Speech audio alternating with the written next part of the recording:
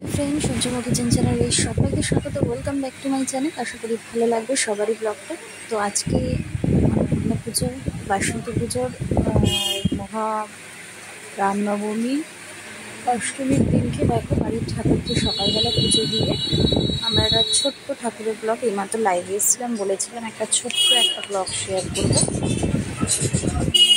সকালে গোপালকে, শিব ঠাকুরকে সবাইকে খুব সুন্দর করে গাছের ফুল দিয়ে সাজিয়ে, কেনা ফুলও রয়েছে, দিয়ে সাজিয়ে তারপর আমরা বেরিয়ে পড়লাম।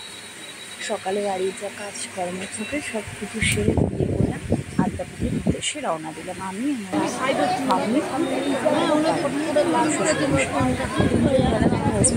কাজের বিষয়ে আসা হয়েছিল।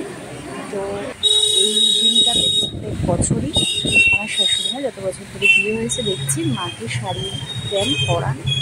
তো সেটাই দেখুন, যতটা পেরেছি দেখানোর ট্রাই করেছি। ভেতর দিকটা তো শাড়ি থেকে শাড়ি দিয়েছে, হাত তুলে সবাই বলে, তার সামনে হাতটা পরিয়ে কিছুক্ষণ মাকে রাখা হয়।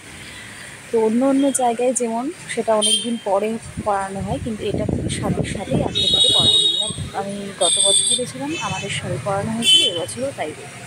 তো ঠাকুরকে খুব সুন্দর করে কাছ থেকে দেখলাম, মাকে এত সুন্দর করে সাজানোর মুহূর্তটা চোখে যেন কী বলবো, চোখ থেকে সরছে না। হয়তো এখন বাড়িতে চলে এসেছি, কিন্তু সেটা মনের গভীরে কোথাও একটা রয়ে গেছে।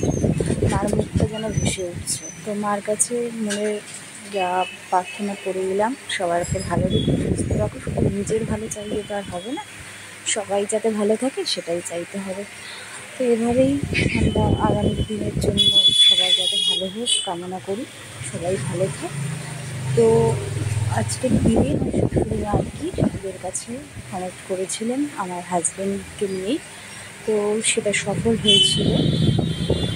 তো সেই দিন থেকে শুরু করে এত বছর ধরে উনি আজকের দিনে মাকে, আদ্যাপীঠের মাকে